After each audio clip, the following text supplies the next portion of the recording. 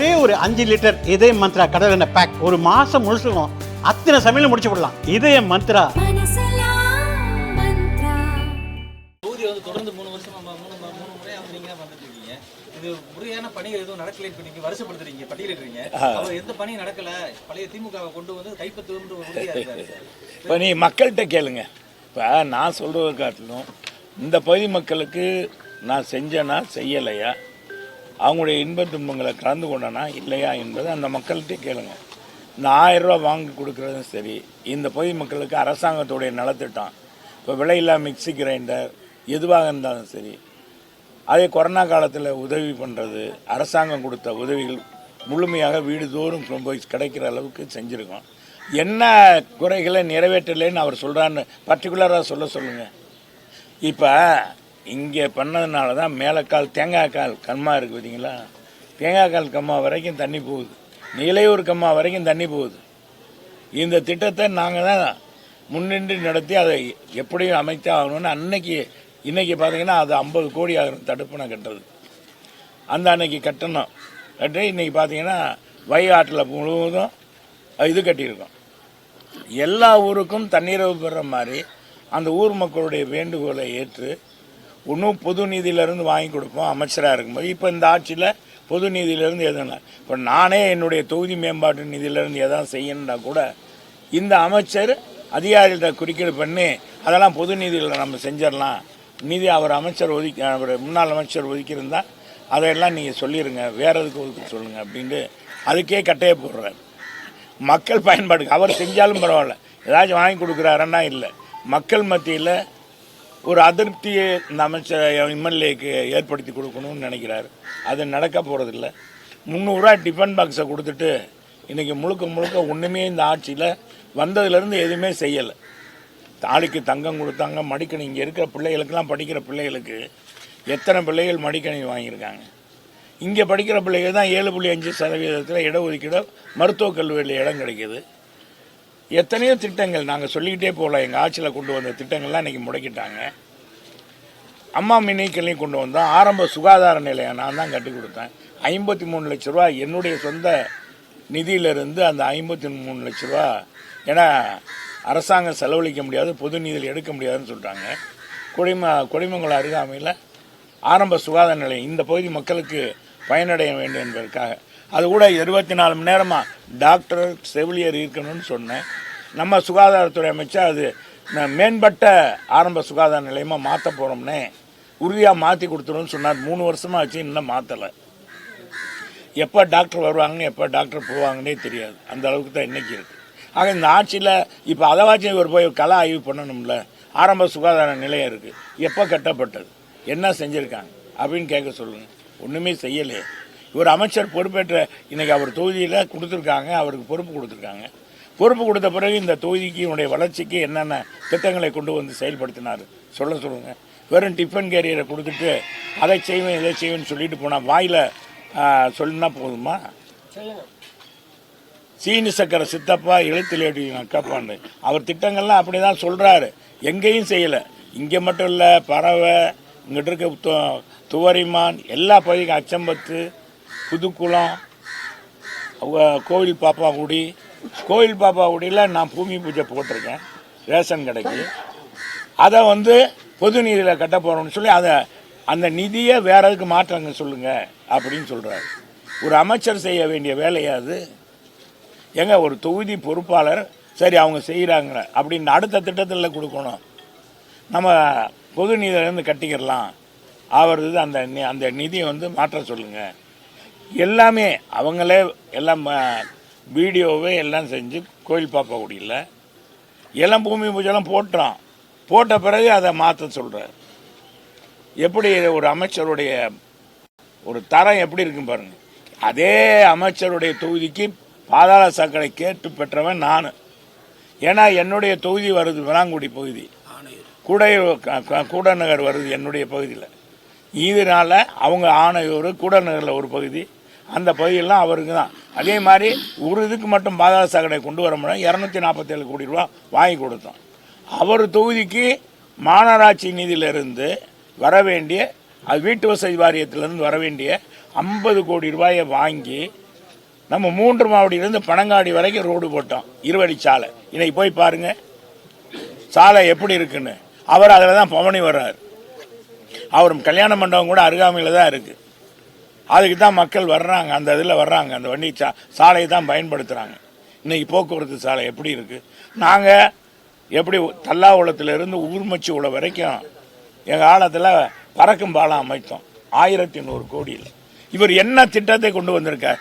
4.5 ஆண்டுகளில் இந்த அமைச்சராக இருக்கார். மதுரைக்கு என்ன செஞ்சார், என்னென்ன திட்டங்கள் கொண்டு வந்து செஞ்சேன் அப்படின்னு சொல்ல முடியுமா? ஒரு மேற்கு தொகுதியுடைய சட்டமன்ற உறுப்பினருடைய நிதியை பயன்படுத்தக்கூடாது அப்படின்னு சொல்கிறான்னா எந்த அளவுக்கு காழ்ப்புணர்ச்சியோட ஒரு அமைச்சர், அதுவும் நிகழ அமைச்சர் இருக்காரா என்பதை தெரிஞ்சுக்கணும். அதே நேரத்தில் நான் சுட்டி காட்டுறேன், எதுக்கு சொல்கிறேன்னா, அவர் தொகுதிக்கும் நாங்கள் செஞ்ச அந்த பூமி பூஜையில் கூட நம்ம கலந்துக்கிறல, எந்த இதுலையும் கலந்துக்கிறல. அது காரணம் என்னன்னா, நாங்கள் பெருந்தன்மையாக இருந்தோம். இவரே எங்கள் சட்டமன்ற உறுப்பினர் மாதிரி எங்கிட்ட நடந்துக்குருவார். அதெல்லாம் கட்சி வெளியேனே, இங்கே எதுக்குனே அப்படின்வார். இப்போ கட்சி வெளியேன்னு சொன்ன அன்னைக்கு பேசின அதே வாய் இன்னைக்கு என்னென்னா பார்த்தீங்கன்னா பாருங்க, இப்போ என்னுடைய தொகுதி மேம்பாட்டு நிதியிலிருந்து தொகுதி மக்களுக்கு எந்த திட்டத்தையும் கொடுக்க முடியாது. இந்த திட்டத்தை எடுத்துருவாரோ, எப்பா பார்த்துங்கப்பா, கரெக்டாக வீடியோ இன்ஜினியர்கிட்ட எழுதி வாங்குங்க, எழுதி வாங்கிட்டு எங்கிட்ட எஸ்டிமேட் கொடுங்க, அப்புறம் நான் நிதி ஒதுக்குறேன். எல்லாமே மடைமாற்றம் செய்ய வேண்டியிருக்கு. முதல்ல இவங்க சொல்லிட்டாங்கன்னா எடுத்துருக்குன்னு சொன்னால் நம்ம மாற்றிக்கலாம். அதை காட்டிலே இன்னொன்றுன்னா 10 லட்சம் ரூபாயில் நான் சமுதாய கூடம் கட்டியிருக்கேன் நம்ம சம்மட்டிபுரத்தில். அதை போய் மேலே கூரை அமைச்சு அதில் கல்வெட்டை எடுத்துகிட்டு இவர் கல்வெட்டை போட்டாங்க. அப்படியே நான் உடனே சொன்ன உடனே அப்புறம் கலெக்டர்கிட்ட பேசி எல்லாத்தையும் சொன்ன பிறகு உடனே அதை மாற்றினாங்க. சரி, அசிங்கமாக கல்வெட்டே எடுத்துட்டாங்க. எவ்வளோ தூரம் பாருங்கள் ஒரு அமைச்சர் செய்கிறது. ஒரு தொகுதிக்கு பொறுப்பேற்றிருக்கவர் கூடுதலாக தான் வந்த பிறகு இந்த மக்களுடைய நம்பிக்கையை பெறும். என்னுடைய காட்டிலும் நான் செய்த காட்டிலும் இவங்க அதிகமாக செய்யணும்.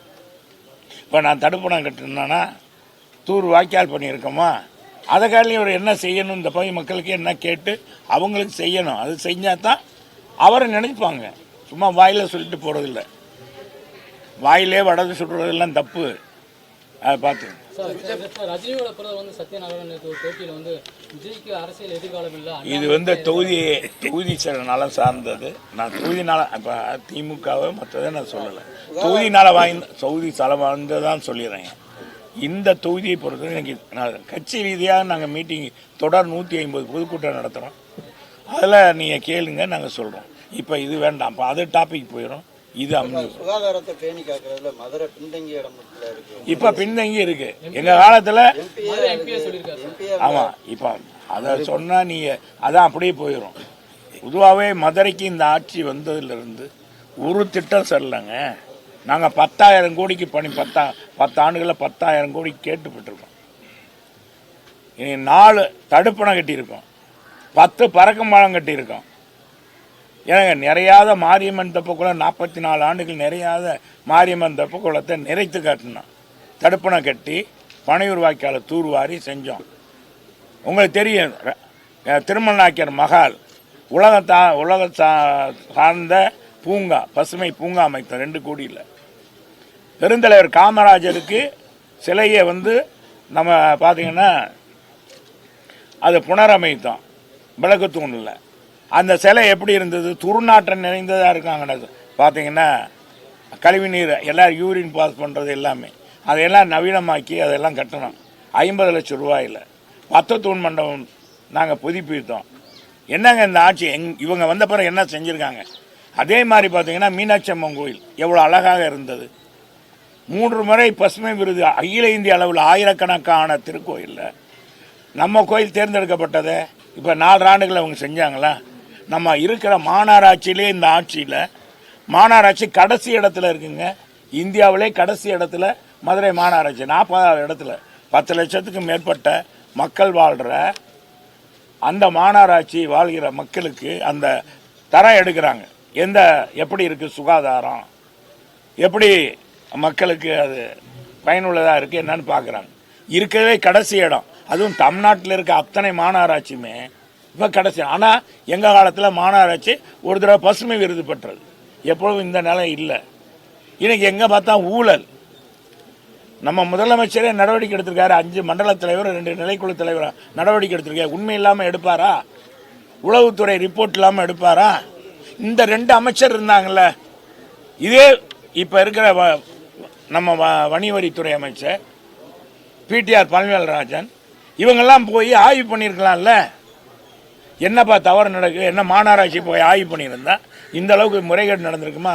நேற்று கூட ஒரு புள்ளி விவரம் வருது, 200 திருமண மண்டபங்களுக்கு வீட்டு வரியை நீ வீட்டு வரியை போட்டிருக்காங்க, வணிக வரி போடலை.